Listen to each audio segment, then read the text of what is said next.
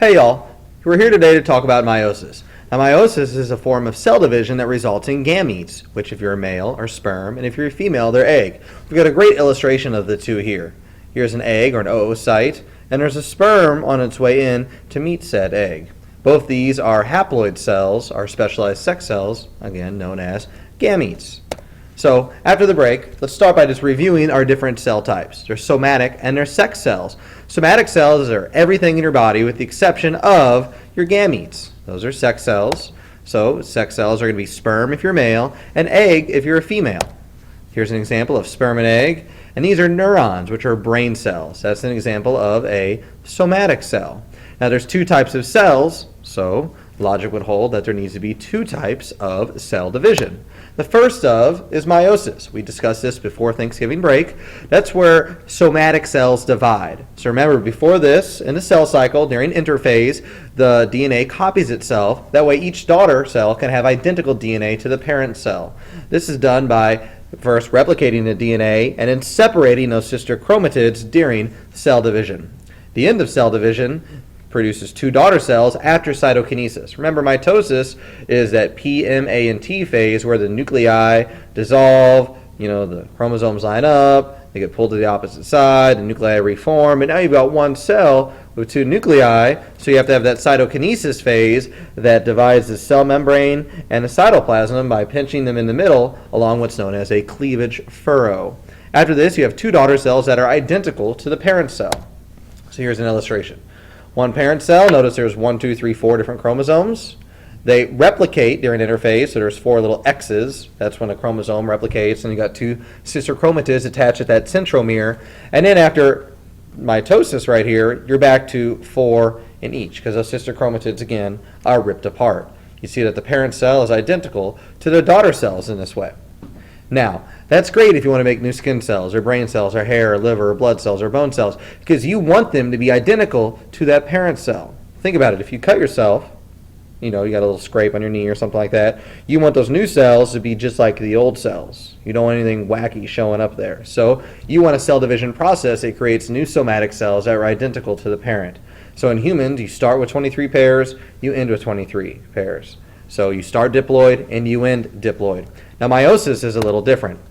So to overview meiosis, instead of the one cell division that we saw in mitosis, there's now two cell divisions. During meiosis 1, you actually separate those homologous chromosomes. Remember, a homolog or homologous is a fancy word for matching or similar. So you've got the one from mom and the one from dad, the 15 from mom, the 15 from dad, the 23 from mom, the 23 from dad. Remember that 23rd pair of your sex chromosomes.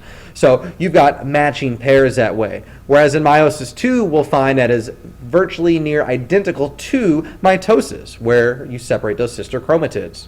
So you have two cell divisions. This produces 4 haploid daughter cells. Think 1 becomes 2, those 2 split and become 4. So you've got 4 haploid daughter cells. Important to note that these are haploid, meaning they have half of the chromosome number. So in humans, you go from 46 down to 23. This is done during meiosis 1 when you separate those homologous chromosomes. Instead of everything lining up down the middle of, I guess on a plant cell, it'll be like a cell plate or division plate. Instead of everything lining up down the middle during metaphase, these homologous chromosomes line up across from each other. That way they actually separate instead of immediately being pulled apart at that centromere. And this takes you from double the DNA or double the chromosomes down to 1 of each copy. This happens because you've got 23 or a haploid sperm, another 23 chromosomes in a human egg or a haploid egg, and when they combine, you restore that diploid chromosome number.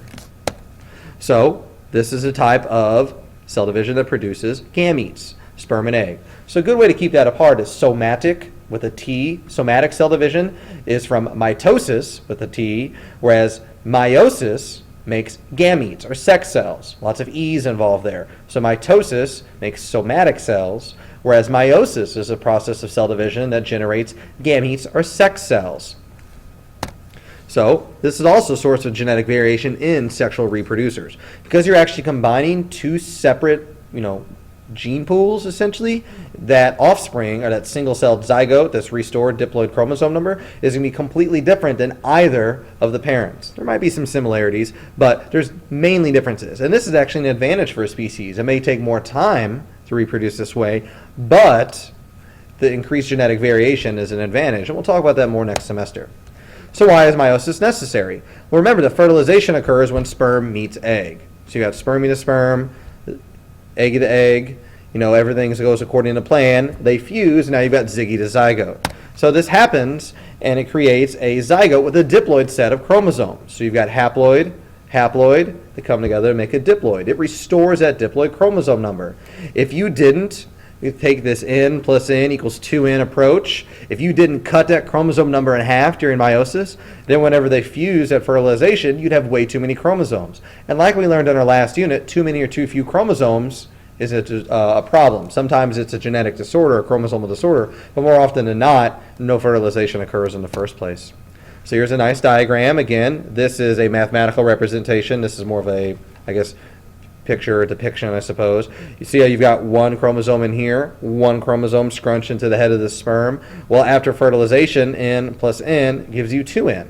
So again, haploid and haploid, have a diploid offspring. That's where each chromosome has a homolog or a homologous pair. So the 3 from mom, 3 from dad, they're together. The 4 from mom, 4 from dad, they're together. So again, what would happen if both gametes still had a diploid set of chromosomes? What would happen if you just made sperm and egg through mitosis like every other cell? That's right. They wouldn't have that half the chromosome number. Whenever they come back together, that number would not be restored. Instead, you'd have way too many chromosomes. So the whole point of meiosis is for sexual reproduction to occur. You have to have specialized cells known as gametes or sex cells that only have half the DNA, half the number of chromosomes. Why? Well, those cells actually fuse with one another when they're provided by different different individual members of the same species. Apologize for that. So when they come together, they actually restore that diploid chromosome number. So let's talk about meiosis 1 in more detail. Again, there's our 4 familiar phases, P, M, A, and T. This is where the cell goes from diploid to haploid, and it happens because the homologous chromosomes are separated. So you got 1X here, 1X here, the chromosomes.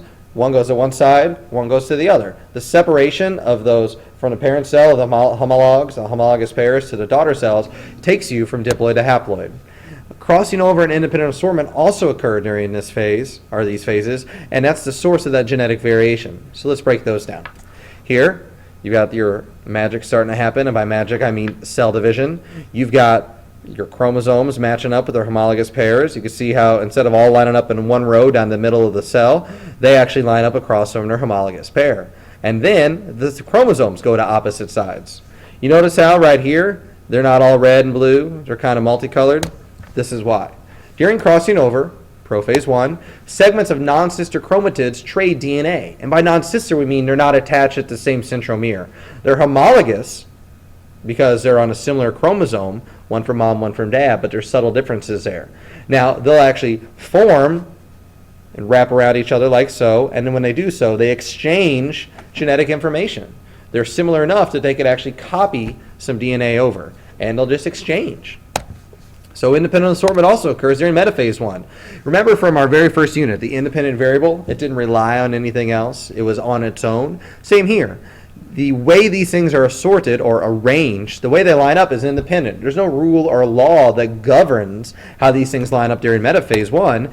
In fact, that arrangement is completely random. So you could have all of mom's chromosomes on one side and all of dad's on the other, or they could be flip-flopped down the line.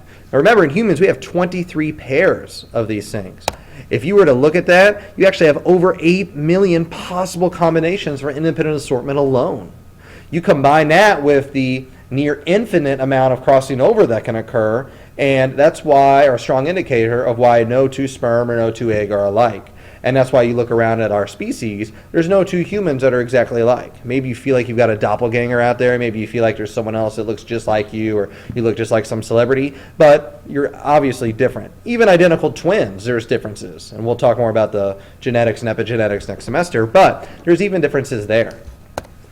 So here's an example. Here's possibility 1. You've got all the blue on one side and the red on the other. Maybe blue is mom, red is dad. So after meiosis 1, boom, boom, it's all red in one, all blue in the other daughter cell. So after meiosis 2, you've got 4 haploid daughter cells that are only 2 or a few combinations. What if we just switch it up 1? We just flip-flopped where it's blue, red, red, blue. Well, all of a sudden, look here. This side is completely different than this side. And then each of your 4 haploid daughter cells are different as well. So just by adjusting the arrangement of how these homologous chromosomes rotate around that cell plate, you could have not near infinite, but over 8 million combinations in just humans alone. Now, you look at other species with far more chromosomes than we do, all right, and then combine that with crossing over, you could have, like I said before, near infinite possibilities. So that's a strong source of genetic variation. That and the physical, or just from a logistics standpoint, you're mixing different gene pools. So you've got some variation from that as well that asexual reproducers such as bacteria and other prokaryotes can't provide. So let's talk about meiosis II now. Again, there's 4 phases. You'll notice that these are identical to mitosis, and by that I mean the sister chromatids are separated. So this is where you go from 2 daughter cells, and those 2 become 4. So that's where you've got the 4 haploid daughter cells known as gametes. So closer look there. See here, instead of lining up in pairs here and here, here and here, they line up down the middle, and then they're broken apart at that centromere, and then at the end you've got another round of cytokinesis that's going to break up the cell membrane and the cytoplasm as those nuclei reform. So remember in meiosis I, the homologous pairs separate. So you see they line up here. The whole chromosome is pulled one side to the other across from its matching pair, its homologous pair. Then meiosis II down here, the sister chromatids separate. So here, instead of a whole chromosome being pulled apart, there's just one sister chromatid being pulled apart. So it'll look like under a micrograph. Again, mitosis versus meiosis. So you've got a few things. In mitosis, you start diploid, you end diploid. In meiosis, you start diploid and end haploid. Mitosis is for somatic cells. Meiosis is for gametes, sex cells like sperm or egg. In mitosis, those parent cells are identical to the daughter cell. And in meiosis, the daughter cells are different from the parent cell. In mitosis, there's only 1 cell division. You've got 1 parent makes 2 daughter cells. In meiosis, because of 2 cell divisions, you actually end up with 4 daughter cells. So another summary here. Give you guys a second to look over that. This feels like it's going to be a test question.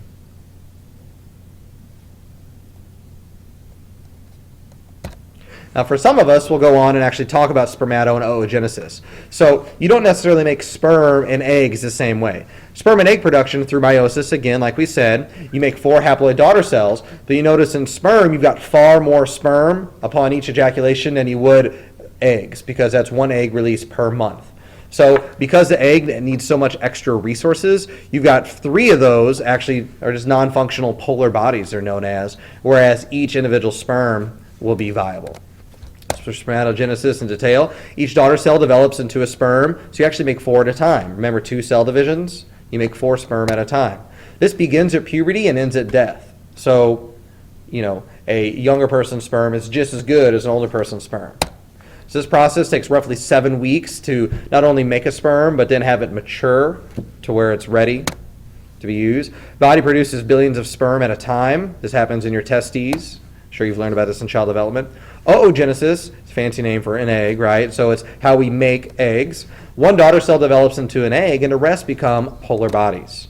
This begins before birth and actually ends at menopause. And by this I mean all of your eggs are formed and they mature like before birth, essentially. But then you start releasing them, ladies, 1 per month. It's your period. It happens periodically. And then this stops at menopause. That's why the longer you wait for 1 egg to mature per month, the older these eggs actually are. That's why an older woman would have a higher frequency of childs born with some type of chromosomal defect versus a younger woman. So there we go. That is all.